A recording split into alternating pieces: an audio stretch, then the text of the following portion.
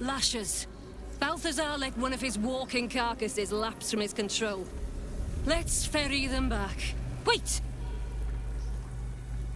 By the Bone Lord.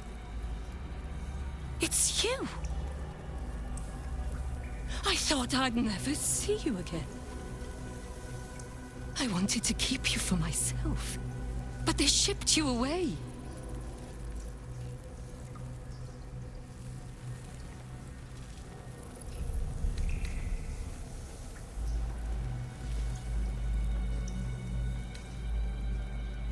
You talk! And you are aware.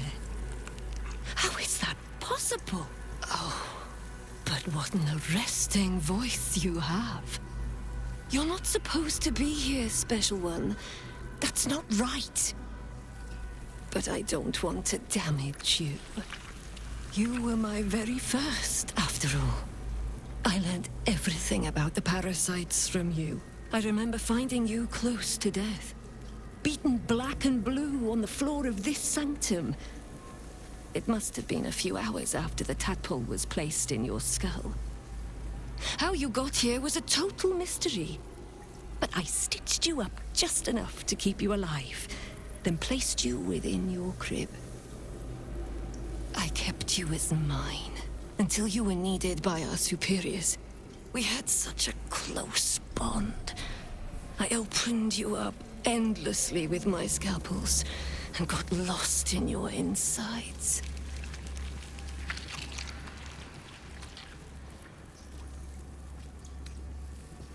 The most important work, the nature of which I only heard whispers. Truthfully, I'm not surprised to see you found your way back here all by yourself. I always knew you were clever. It has never been the same with another. All the other victims who come here just meekly obey. You thrashed. You fought. You were indomitable. But as special as you are, you shouldn't be swanning around here, acting as if free will is yours again. We're going to kill you, sweet one. But I promise I will stay with you afterwards. Lashes. Bring this one back to my table. And prepare my knives for a long night of experiments. She is but the hack doctor who half pieced you together after whatever caused your head to get in this mess. Someone else must have attacked you in the midst of whatever you were doing down here. This necromancer was a grunt in the scheme of the horrors enacted against you. That attacker is the source.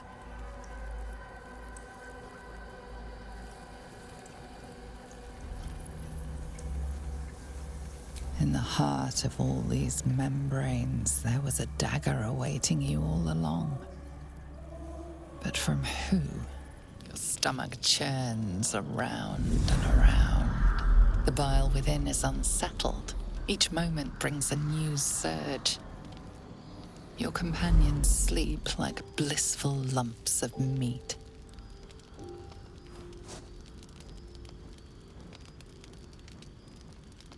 He is so afraid, so afraid of everyone. Besides you, who he ought to fear most. You could do so much better, milady.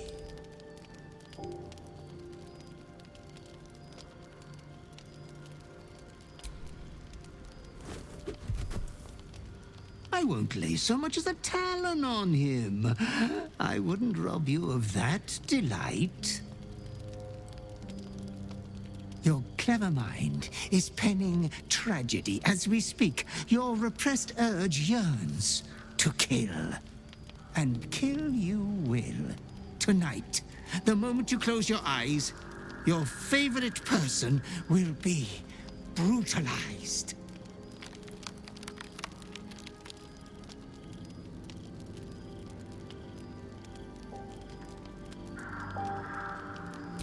We all kill what we love most.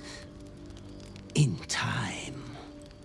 You like him for more than his looks, but he will never believe that. why not make him a pretty corpse?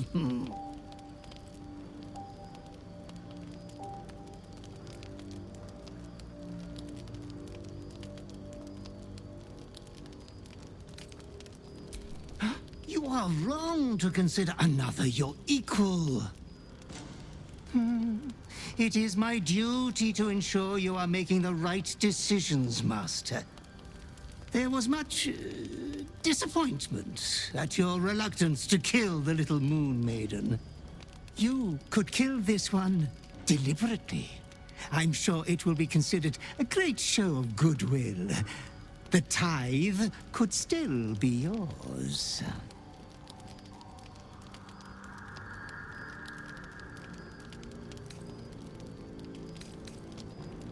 I do not doubt you will act with a decorum befitting one of your rank. Good night, sweet lady. Your companion rests blissfully, without a fear in the world.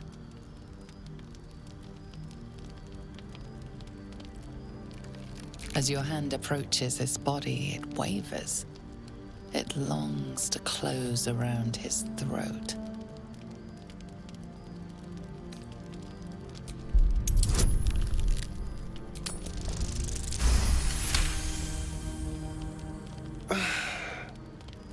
Well, hello. Looking for a cuddle? Although, you don't look entirely yourself. What's going on in that head of yours?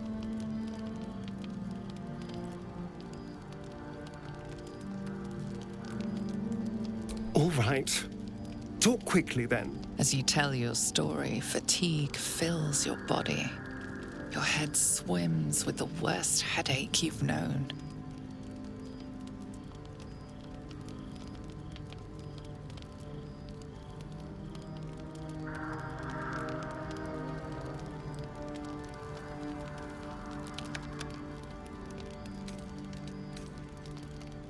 How flattering.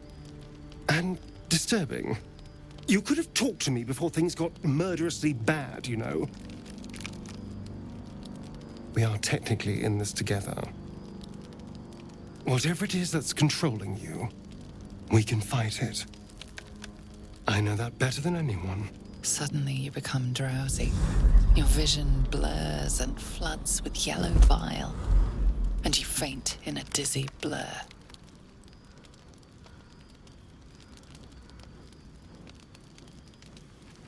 You are not yourself. All control is gone. This thing won't have you. It won't win.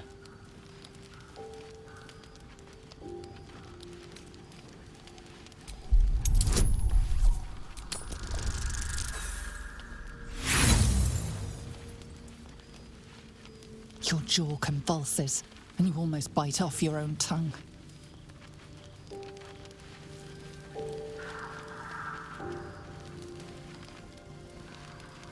You're cute, you know. In another life, we might have been friends. Your hands are raw and bloody as every inkling of your urge yearns you to tear your bindings. Easy now, darling. You've got this. And I've got you.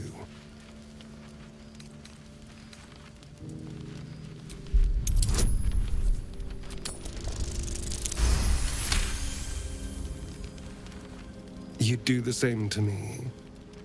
Now just relax. Dawn isn't far off. The night passes sick and sweating, but bloodlessly.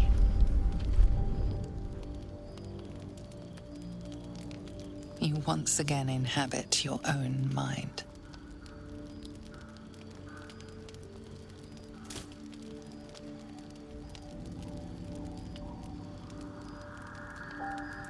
Now that you're back with us, we need to have a talk.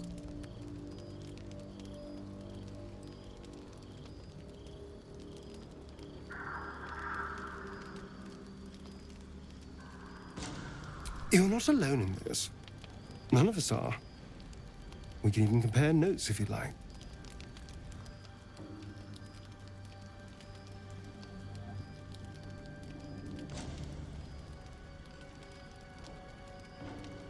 But whatever this is, you will get through it. And I'll be here to make sure you do.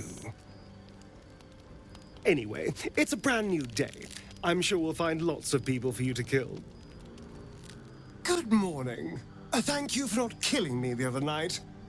Are you all right now, or is today a I will wed you with a delicate veil of blood blooming over your white curls kind of day?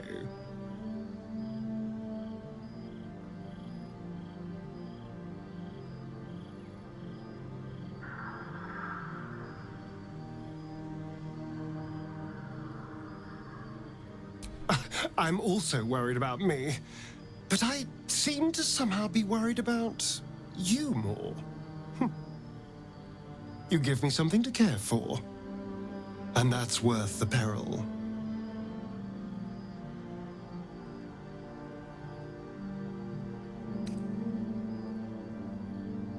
The thing that will decide my fate forevermore. Yes, it's been on my mind. Why?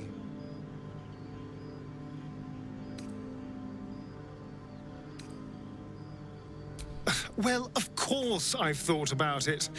If I completed the ritual instead of Cazador, I'd get all that power. And I could walk in the sun without fear I'd turn into a mind flare. A pity, then, that it's not your decision to make. Of course, I don't even know if I could complete the ritual. It may be impossible, but it certainly is tempting. Your bond is false, and I know why. Because your heart belongs to another. Close your eyes, and she will show herself to you.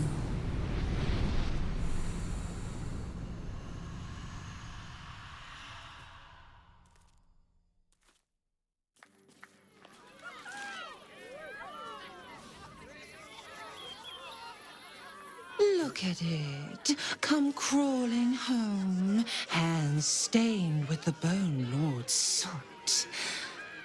And you carry his stone. You waste time soft-soothing these flesh bags for the knife. I could end it now, but I'll be patient. Father will see us together again. He will see you bleed. Welcome, adventurer. I take it you're new to Rivington. No doubt you came here to choose from my fine selection of weapons. Yes, I seem to have it all. Clubs, swords, maces, bows, cutting and gutting galore. Why don't we see if we can find the perfect weapon for you?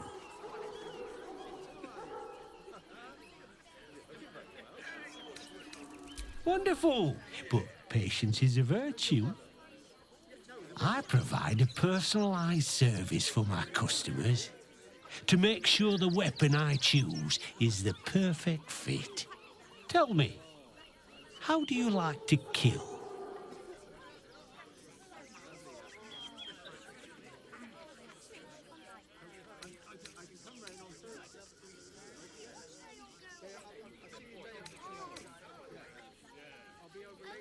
Oh, it's all part of the service.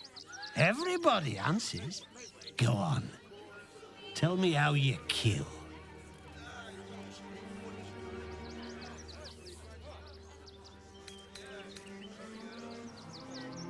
That is why you make for such delightful company. Such imagery.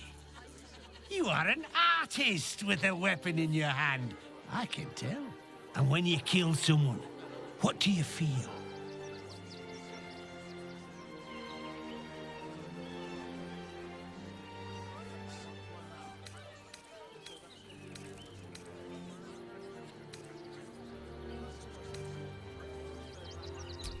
Good answer.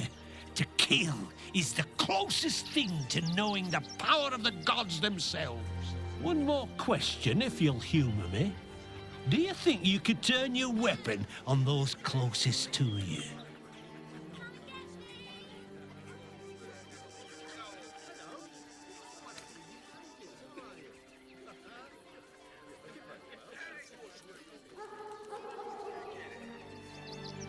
There's a killer inside you, isn't there? It wouldn't take much to push you over the edge.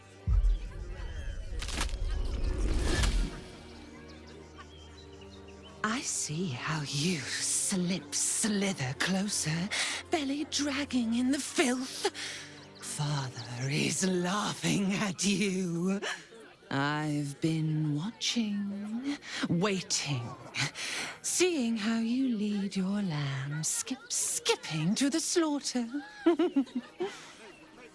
Do not worry, slaughterkin. My blades are still sharp and sweet. They will greet you soon enough. She's toying with me. What does she want? Ah, yeah. You! Try attacking me when my back isn't turned, you bloody coward.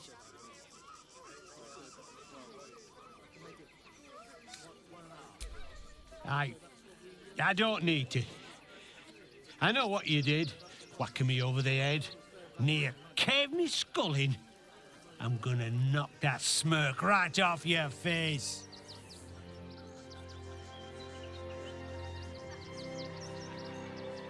Terrorists? Is that why you belted me over the head? Those gnomes are victims. They've spent years in exile, no forge to call their own, all because of some ancient bloody grudge. The Gondians think they're the only ones fit to swing a hammer round here. They're wrong. One day they'll learn that the hard way. Until that happens, I'll give those iron hands a roof over their heads. Nothing wrong with it. Go on, take your thuggery elsewhere, bloody animal. Hells. I'd heard tales of mind flayers. Talons sharp as daggers and tentacles yet more fearsome. But no tale did justice to its ethereal beauty. It floats like a butterfly. Its blood shimmers like silver.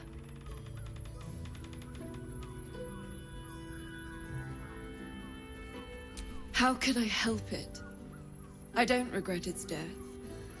But I marvel that such a work of art could ever live. Her gaze intensifies. Your breath quickens and your heart skips a beat. The woman's senses are heightened and her fire stoked. The mind flayer is no mere curiosity, but an object of desire.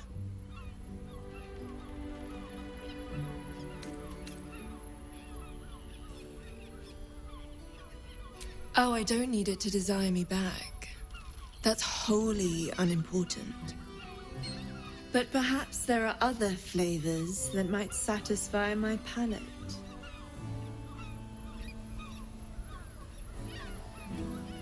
Rapture. Close your eyes and listen.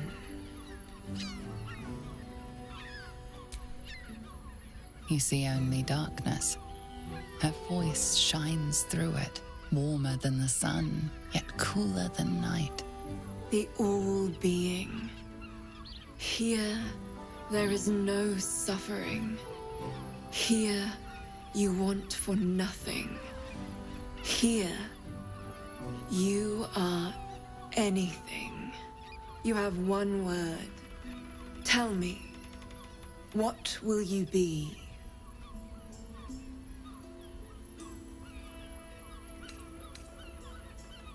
You are sane.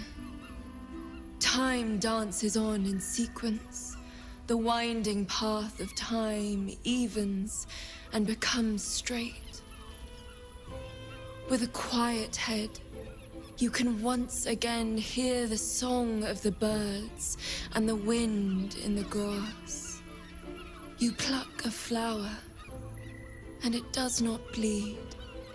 Your flesh shivers, your heart bursts. True ecstasy for one fleeting moment. Open your eyes. I'll remember you, and you'll remember me.